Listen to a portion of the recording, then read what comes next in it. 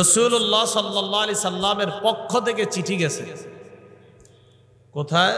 বাদশাহ হিরাক্লি নামে একজন বাদশাহ ছিল, যার নামটা পুরাটা হলো বাদশাহ হিরাক্লিয়াস। এই বাদশার কাছে, আরবিতে তার নাম হিরাক্ল। নবীজির চিঠি গেছে তার কাছে। রাসূলুল্লাহ সাল্লাল্লাহু আলাইহি সাল্লামের চিঠি তার কাছে যাওয়ার পর ওই ব্যক্তি কি করছে? নবীর চিঠি পাইয়া নবীর বংশ বা নবীর এলাকার কোন লোক আছে কিনা আমাদের আশেপাশের এলাকায় বাদশা তালাশ করছে। বাদশাকে জানানো হলো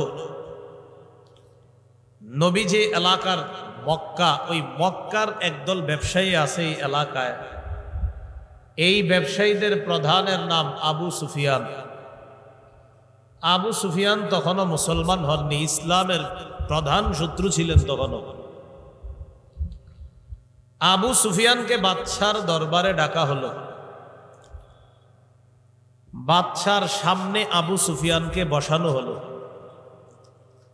পিছনে অন্যান্য যারা আছে তাদেরকে বসানো হলো। আবু সুফিয়ানের সাথে যে ব্যবসায়ী কাফেলা। বাদশাহ আবু সুফিয়ানের ভাষা বুঝে না, আবু সুফিয়ান বাদশার ভাষা বুঝে না। দুইজনের ভাষা বুঝার জন্য একজন তুর্জুমান বা দুভাষী নিযুক্ত করা হলো। বাদশাহ আবু সুফিয়ানকে কয়েকটা প্রশ্ন করল। কি আশ্চর্যের ব্যাপার! নবীজির প্রধান শত্রু হওয়া সত্ত্বেও নবীর ব্যাপারে আবু সুফিয়ান একটা মিথ্যা কথাও বলে নাই। অনেকগুলা প্রশ্ন করছে, এর মধ্যে একটা প্রশ্ন বংশ সম্পর্কে প্রশ্ন করেছিলেন, নবীর বংশ। আবু সুফিয়ানকে জিজ্ঞাসা করেছিলেন নবীর বংশ কেমন। আবু সুফিয়ান জবাব দিয়েছিলেন জু নাসাবিন, তিনি সম্ভ্রান্ত বংশ থেকে আসছেন, তিনি একজন সম্ভ্রান্ত বংশের মানুষ। বাদশাহ হিরাক্লিয়াস বলে সাআলতুকা আন নাসাবিহি ফাযাকারতা আন্নাহু যু নাসাব ওয়া কাযালিকার রুসুলু তুবআসু ফি নাসাবি কওমিহা।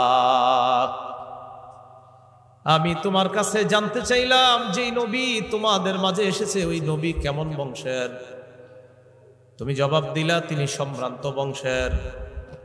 বাদশাহ বলে আমার জানা মতে প্রকৃতপক্ষে যত নবী রাসূলরা দুনিয়াতে আসে তাদেরকে সবচাইতে সম্ভ্রান্ত বংশ থেকেই পাঠানো হয়। বাদশাহ বলতেছে প্রকৃতপক্ষে রসুলদেরকে নবীদেরকে সম্ভ্রান্ত বংশ থেকেই পাঠানো হয়। এই হাদিস থেকে বুঝলাম নবীজির বংশ সম্ভ্রান্ত। আগের হাদিস থেকে বুঝলাম নবী যে বংশ থেকে আসছে এটা আল্লাহ নির্বাচিত। এর আগের হাদিস থেকে বুঝলাম নবী যেই যুগে আসছে তিনি আসার কারণে ওই যুগটা গোটা দুনিয়ার শ্রেষ্ঠ যুগ হিসাবে আল্লাহ কবুল করছে।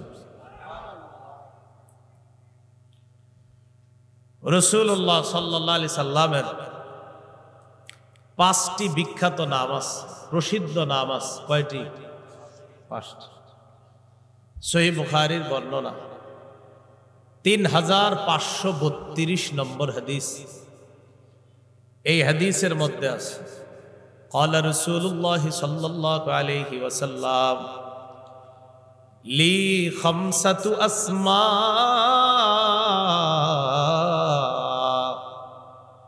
নবীজি বলেন আমার 5টি নাম আছে। 1 নাম্বার আনা মুহাম্মদ, আমার নাম মুহাম্মদ। মুহাম্মদ মানে যার প্রশংসা করা হয়, যিনি প্রশংসিত। কিয়ামত পর্যন্ত আমার নবীর প্রশংসা চলতেই থাকবে, কখনো বন্ধ হবে না। মুহাম্মদ। 2 নাম্বার আহমদ, আমার নাম আহমদ। আহমদ মানে অধিক প্রশংসাকারী। আল্লাহর নবী আল্লাহর সবচেয়ে বেশি প্রশংসা করতেন।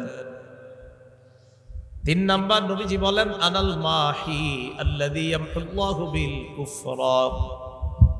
আমার নাম মাহি। মাহি মানি যে মুছে দেয়। আল্লাহ পাক আমার মাধ্যমে দুনিয়ার সমস্ত কুফর আর শিরিক মুছে দিবেন। কি মুছে দিবেন? শিরিক কুফর মুছে দিবেন। 4 নাম্বার আনাল হাশির আল্লাযী ইহশারুন নাসু আলা কদামাইয়া। আমার নাম হাশির।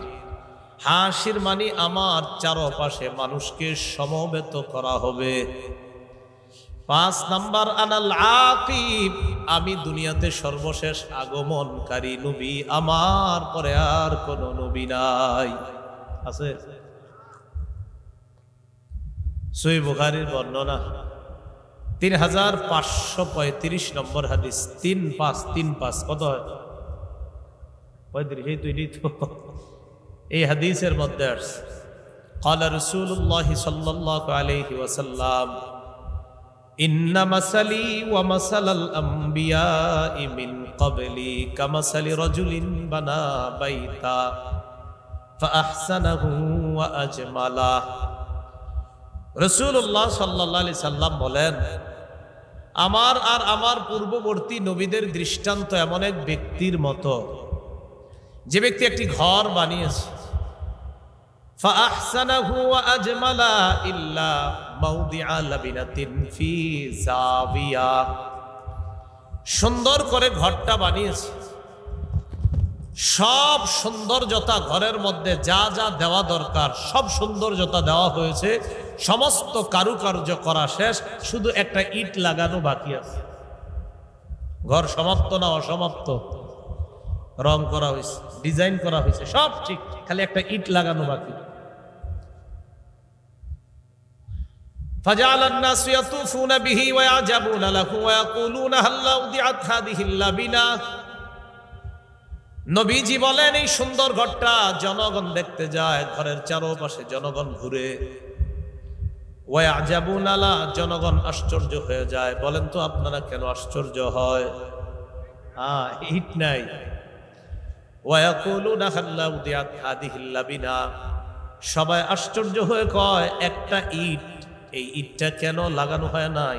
ইটটা কেন ফাঁকা রাখা হলো? নবীজি বলেন, ফাআনা তিলকাল লাবিনা, শোনো তোমরা, আমি হলাম সেই ইট, আমার মাধ্যমে এই ঘরের সৌন্দর্যের সমাপ্ত আল্লাহ করে দিয়েছে। আদম নবী থেকে ঈসা নবী পর্যন্ত নবুয়তের ঘর আল্লাহ সাজিয়েছেন। ঈসা নবী পর্যন্ত সাজানো শেষ, একটা ইটের জায়গা বাকি, মানি আমি নবী মুহাম্মদ বাকি। আমাকে দুনিয়ার মধ্যে পাঠানোর মাধ্যমে আল্লাহ পাক রব্বুল আলামিন নবুয়ত নামক ঘরের সৌন্দর্যের সমাপ্ত করে দিয়েছেন। বুঝে আসছেনি সবার? তাহলে নবীজির মাধ্যমে ঘরের সৌন্দর্যের সমাপ্ত করে দেওয়া হয়েছে। নবীজি বলেন, আনা খাতামুন নাবিয়্যিন লা নাবিয়্যা বাদি, আমি শেষ নবী, আমার পরে আর কোন নবী নাই। এরপরে এই পর্যন্ত 19 জন দাবি করছে এরা নবী। এর মধ্যে 2 জন মহিলাও আছে। 2 জন কি আছে? মানে মানে কি যে এক বিপদ, চিন্তা করেন। ফাইজলামির তো একটা সীমা আছে। 2 জন মহিলাও আছে, এরাও দাবি করছে নবী। 19 জন, প্রায় 19 জনের কাছাকাছি। এখন আরো বাড়ছে কিনা কে জানে, কোরআন দিয়ে কি দাবি করে বসে কোন জানে তো। তো মোটামুটি আমার একটা বয়ান আছে খতমে নবুয়ত নিয়ে, ওখানে আছে এই 19 জন যেগুলো, এগুলো নিয়ে আলোচনা করছিল। তো এর মধ্যে 2 জন আছে মহিলা নবী। এখন হ্যাঁ করে আমরা কই রাখবো কোন? আপনারা ইটের জায়গা কি ফাঁকা আছে? আর তো এইগুলো আইসা কয় আমরা নবী, কোনো কথা? এজন্য রাসূল সাল্লাল্লাহু আলাইহি সাল্লাম বলেন, আমি সর্বশেষ আগমনকারী নবী, আমার পরে আর কোন নবী নাই। সূরা আহজাবের 40 নম্বর আয়াতে আল্লাহ বলেন, মা কানা মুহাম্মাদুন আবা আহাদিম মির রিজালিকুম ওয়ালাকির রাসূলুল্লাহ ওয়া খাতামান নাবিয়্যিন। আল্লাহ বলেন, মুহাম্মদ সাল্লাল্লাহু আলাইহি ওয়াসাল্লাম তোমাদের কোন সাবালক পুরুষের পিতা নন। ওয়ালাকির রাসূলুল্লাহ, তিনি হলেন আল্লাহর রাসূল। ওয়া খাতামান নাবিয়্যিন, তিনি শেষ নবী। বলেন তিনি শেষ নবী। অনেকের ব্যানারের মধ্যে বিভিন্ন জায়গায় লেখা আছে লা ইলাহা ইল্লাল্লাহু মুহাম্মাদুর রাসূলুল্লাহ সাল্লাল্লাহু আলাইহি ওয়াসাল্লাম এর লেখা থাকে। এমন কিছু লোক আছে যাদেরকে সারা পৃথিবীর সমস্ত হক্কানি উলামায়ে কেরামরা বলছেন তারা কাফের, এরপরেও তাদের কালিমাটা কত সুন্দর। কালিমা তো ঠিক আছে, কালিমার অনুবাদ জিগাবেন, তারা অনুবাদ করে লা ইলাহা ইল্লাল্লাহ, আল্লাহ ছাড়া কোনো ইলাহ নাই, মুহাম্মাদুর রাসূলুল্লাহ, মুহাম্মদ সাল্লাল্লাহু আলাইহি ওয়াসাল্লাম আল্লাহর রাসূল। ঠিকই তো আছে, তো সমস্যা কোথায়? এবার তাদেরকে প্রশ্ন করবেন এই কালিমার অর্থ কি, তারাও বলবে মুহাম্মদ আল্লাহর রাসূল। সাথে সাথেই প্রশ্ন করবেন মুহাম্মদ সাল্লাল্লাহু আলাইহি ওয়াসাল্লাম আল্লাহর রাসূল বিশ্বাস করেননি, কয় করি। শেষ নবী মানেননি, কয় ব্যাখ্যাস। কি আছে? মাথায় রাখবেন, আমাদের দেশেও সারা পৃথিবীতে একটা দল আছে যারা আমগো নবীরে নবী মানে কিন্তু শেষ নবী মানে না, তাই তারা কাফের। কি মানে? নবী মানে, কিন্তু শেষ নবী মানে না। নবীরে শেষ নবী না মানা মানি সূরা আহজাবের 40 নম্বর আয়াতকে অস্বীকার করা। কোরআনের আয়াত অস্বীকার করলে ইমানদার না বেঈমান? এজন্য আমি এখন সব জায়গায় বলি আমাদের বাচ্চাগুলারে নতুন করে অর্থটা শিখাবেন যে মুহাম্মদ সাল্লাল্লাহু আলাইহি সাল্লাম আল্লাহর রাসূল। এটা আমরা বক্তব্যে আগে শিখছি ছোটবেলায়, না এখন থেকে বাচ্চাদেরকে শিখাইবেন মুহাম্মদ সাল্লাল্লাহু আলাইহি সাল্লাম আল্লাহর শেষ রাসূল, আল্লাহর শেষ নবী, এটা শিখাবেন। কারণ আমাদের বাচ্চাগুলো বড় হলেই তো মানুষের সাথে মিশবে, এজন্য কেউ যাতে ধোঁকা দিতে না পারে, এই শেষ জায়গাটা দিয়ে ধোঁকা দেয়, তা আমাদের সন্তানগুলোকে শেষ সহ শিখাবো যে মুহাম্মদ সাল্লাল্লাহু আলাইহি সাল্লাম আল্লাহর শেষ রাসূল, আল্লাহর শেষ নবী। মনে থাকবে নি? হ্যাঁ, শেষ, এই শেষ শব্দটা শিখাইবেন। কারণ একদল তারা মুহাম্মদ সাল্লাল্লাহু আলাইহি সাল্লামকে নবী মানে কিন্তু কি মানে না? শেষ নবী মানে না। তো তখন যদি আপনি বলেন এই আয়াত আপনারা মানেননি, তখন বলবে ব্যাখ্যা আছে। ইমাম গাজালি কয় মুহাম্মদ সাল্লাল্লাহু আলাইহি সাল্লামের পরে আর কোনো নবী নাই, ব্যাখ্যার কোনো সুযোগ নাই। ব্যাখ্যা ছাড়া মুহাম্মদ সাল্লাল্লাহু আলাইহি সাল্লাম শেষ নবী, কোনো ব্যাখ্যা নাই। কিসের ব্যাখ্যা? আল্লাহ আমাদেরকে বুঝার তৌফিক দান করেন। তাহলে সর্বশেষ আগমনকারী নবী মুহাম্মদ সাল্লাল্লাহু আলাইহি সাল্লাম, এটা বলছে আনাল আকিব, আমার নাম আকিব। বিসমিল্লাহ। এবার আমরা গুরুত্বপূর্ণ দুটি বিষয় জানব। রাসূল সাল্লাল্লাহু আলাইহি সাল্লাম আসলেন দুনিয়াতে, তিনি শেষ নবী। রাসূলুল্লাহ সাল্লাল্লাহু আলাইহি সাল্লাম দেখতে যেমন সুন্দর ছিলেন, ভিতরেও তেমন সুন্দর ছিলেন। সুবহানাল্লাহ। মানুষের সৌন্দর্য দুই প্রকার। বলেন, মানুষের সৌন্দর্য কয় প্রকার? এক, বাহ্যিক সৌন্দর্য। দুই, চারিত্রিক সৌন্দর্য। এবার আপনারা বলবেন মানুষের সৌন্দর্য কয় প্রকার? এক, সৌন্দর্য। দুই, চারিত্রিক সৌন্দর্য। বাহ্যিক সৌন্দর্য এবং চারিত্রিক সৌন্দর্যে আমাদের নবী সারা পৃথিবীর সবচেয়ে সেরা ছিলেন। যেদিক দিয়ে বলবেন বাহ্যিক সৌন্দর্য কেমন দেখি, সহিহ বুখারীর বর্ণনা 3547 নম্বর হাদিস। এই হাদিসের বর্ণনাকারী আনাস ইবনু মালিক রাদিয়াল্লাহু তাআলা, তিনি বলেন কানা রাসূলুল্লাহ সাল্লাল্লাহু আলাইহি ওয়াসাল্লাম রাবআতাম মিনাল কওম। রাসূলুল্লাহ সাল্লাল্লাহু আলাইহি ওয়াসাল্লাম দেখতে মাঝারি গড়নের ছিলেন। বলেন কেমন ছিলেন? মাঝারি। লাইসা বিত-তাওয়িল, বেশি লম্বা ছিলেন না, ওয়ালা বিল কাসির, একবারে খাটো ছিলেন না, মাঝারি ধরনের একজন সুদর্শন সুন্দর মানুষ, পুরুষ। দেখতে যেমন আমার নবীরে আল্লাহ বানাইছে তেমন। আযহারাল লাউন লাইসা বিআবিয়াদ আমহাকা ওয়ালা বিআদাবা, ধবধবে সাদা ছিলেন না, আবার টমাট বর্ণের ছিলেন না। কয় কেমন? কয় লাল লাল ভাব, গোলাপি কালারের ছিলেন। কি কালার?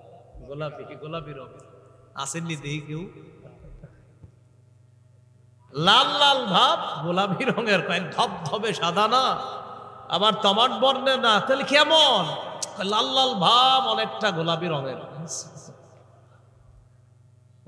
লাইসা বিজাদিন কাতিতিন ওয়ালা সাবতিন রাজিলিন, চুলগুলো একেবারে কোকড়ানো ছিল না, আবার লম্বা লম্বা ছিল না। তাহলে কেমন? সাহাবী কয় চুলগুলা দেখলেই মনে হয়তো ঢেউ খেলতেছে। একেবারে কোকড়ানো না, একেবারে লম্বা না, তাহলে কেমন? দেখলেই মনে হতো ঢেউ খেলতেছে। উনজিলা আলাইহি ওয়া হুয়া ইবনু 40 সানা, 40 বছর বয়সে কোরআন দেওয়া হলো, নবুয়ত দেওয়া হলো। ফালাবিসা বিমাক্কাতা 10 সিনিনা, মক্কায় 10 বছর অবস্থান করলেন। ইউনজালু আলাইহি, এই 10 বছর নবীর উপর কোরআন নাজিল হয়। ওয়া বিল মাদিনাতি 10 সিনিন, মদিনায়ও ছিলেন 10 বছরের বেশি, মানে 13 বছর। মদিনায় আল্লাহ নবীর উপর কোরআন নাজিল হয়। 30 বছরে কোরআন নাজিল আল্লাহ সমাপ্ত করেন। কবিজা ওয়ালাইসা ফি রাসিহি ওয়ালা লিহিয়াতিহি 20 শা'রাতান বাইদা, মদিনায় যখন আল্লাহ নবী ইন্তেকাল করলেন, তার চুল আর দাড়ি মিলায়া 20টা সাদা চুলও পাওয়া যায় নাই। 63 বছর ইন্তেকাল করলেন, চুল দাড়ি মিলায়া 20টা সাদা চুলও পাওয়া যায় না। আমরা তো 45-এর পরেই মনে করেন শুরু হয়ে যায়। রাসূলুল্লাহ সাল্লাল্লাহু আলাইহি সাল্লামের এই 63 বছর বয়স। আপনারা বলতে পারেন যে হুজুর উনি মনে চিন্তা করতেন না। আমাদের নবী কোন সাইডে চিন্তা করতেন না সেটা বলেন। কি রাষ্ট্র পরিচালনা, কি আপনি মানুষ নিয়ে ফিকির? তার সারাটা জীবনেই তো ছিল ফিকির, চিন্তা ভাবনা। কিন্তু আসলে তাকে আল্লাহ বানাইছেই সুন্দর। সুবহানাল্লাহ। রাষ্ট্রনায়ক তাও ছিলেন। শুধু রাষ্ট্রনায়ক, হঠাৎ একটা কথা মনে পড়ছে আপনাদের। প্রশাসনিক ব্যবস্থা, বর্তমান সারা পৃথিবীতে যত দেশ প্রশাসনিক ব্যবস্থাগুলো আছে, সমস্ত প্রশাসনিক ব্যবস্থাগুলা এত সুন্দরভাবে এবং সুশৃঙ্খলভাবে সর্বপ্রথম পৃথিবীকে, এই পৃথিবীবাসীকে যিনি উপহার দিয়েছিলেন তিনি মুহাম্মদ সাল্লাল্লাহু আলাইহি ওয়াসাল্লাম। 47টা আইন কানুন ধারা উপধারা লিপিবদ্ধ করে সর্বপ্রথম মদিনা সনদ নামে সংবিধান রচনা করে পৃথিবীর ইতিহাসে সর্বপ্রথম লিখিত সংবিধান সারা দুনিয়াবাসীর জন্য রাসূল উপহার দিয়েছেন। প্রশাসনিক অবকাঠামোতে এখন আইন বিভাগ হয়, বিচার বিভাগ, সব ছিল নবীজির। রাসূলুল্লাহ সাল্লাল্লাহু আলাইহি সাল্লাম মদিনা ইসলামী রাষ্ট্র গঠন করার পর রাসূল সাল্লাল্লাহু আলাইহি সাল্লাম রাষ্ট্রনায়ক হলেন। রাসূল সাল্লাল্লাহু আলাইহি সাল্লামের ব্যক্তিগত একটা বিভাগ ছিল, এই বিভাগে রাসূলের একান্ত একজন সচিব ছিলেন। এখন সচিব হয় না, নবীজির একজন একান্ত সচিব ছিলেন। এই সচিবের নাম কি? হানজালা ইবনে রবি', যিনি রাসূলের সিল সংরক্ষণ করতেন। কেউ আসলে সিলের কাজ লাগতো, এই সিল সংরক্ষণ করতেন হানজালা ইবনে রবি'।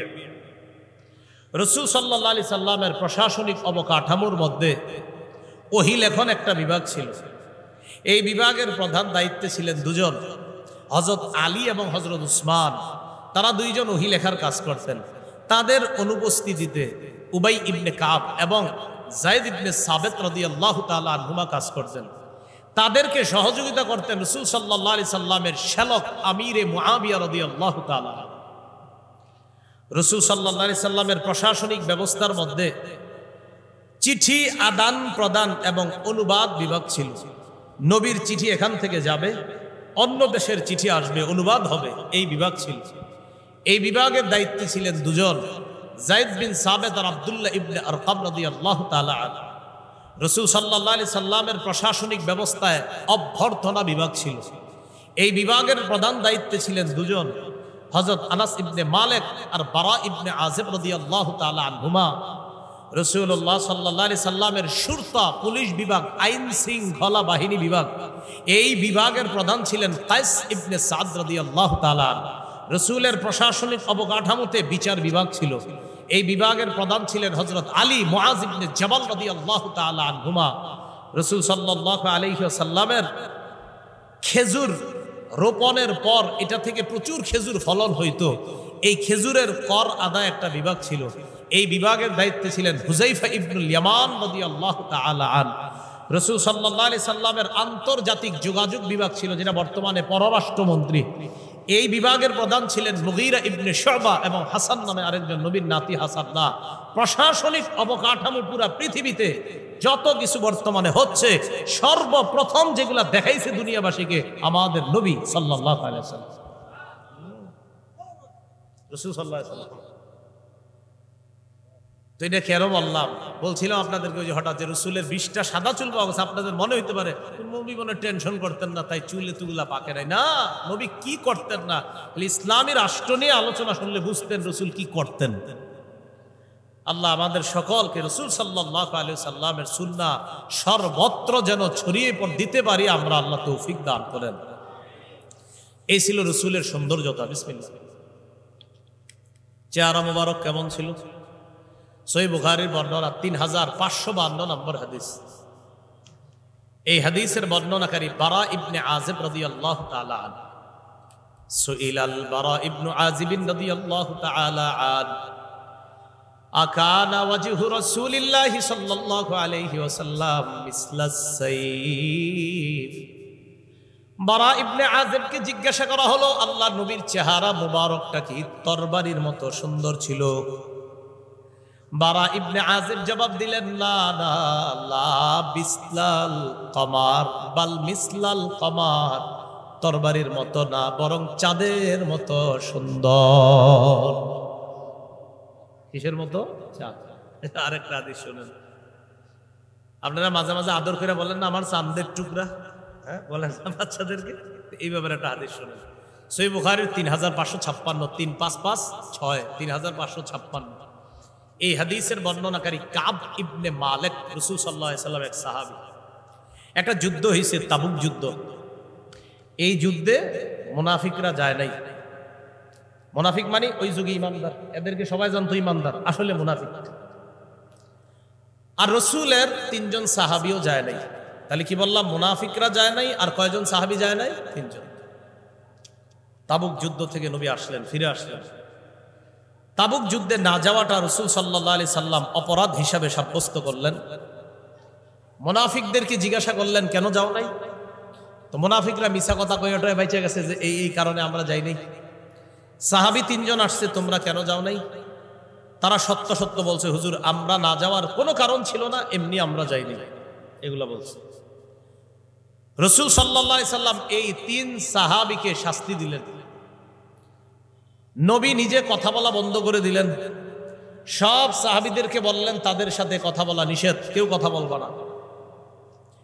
3 সাহাবী কথা বলা বন্ধ করার পর এমন পেরেশানির মধ্যে পড়লেন, এই পৃথিবীটা তাদের জন্য সংকীর্ণ হয়ে গেছে।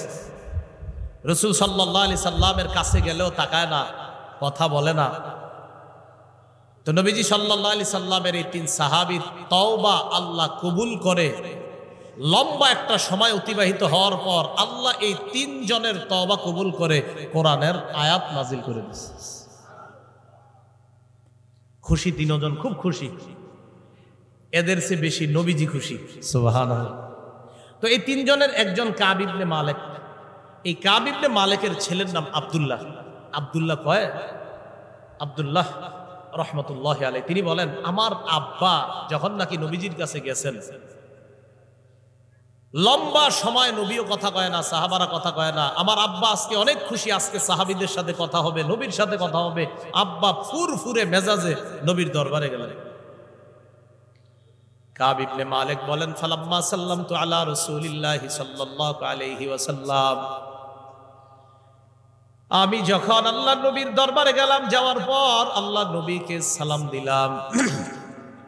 সালাম দেওয়ার পর ওয়া হুয়া ইয়াবরুকু ওয়াজহুহু মিনাস সুরুর, চেহারার দিকে তাকাইলাম, তাকায় দেখলাম খুশিতে আল্লাহ নবীর চেহারাটা ঝলঝল করতেছে।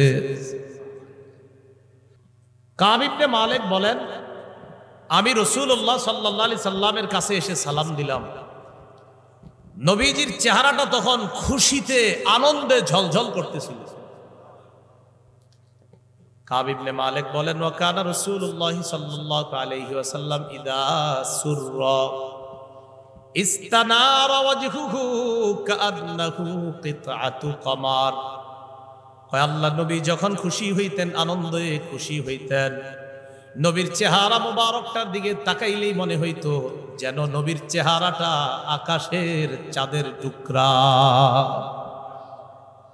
চেহারাটা খুশি হইলেই এমন ভাবে চেহারার মধ্যে আনন্দ ফুটে উঠত যেন মনে হতো চাঁদের টুকরাটা আমগো সামনে হাসতেছে, এরকম মনে, এত সুন্দর ছিল।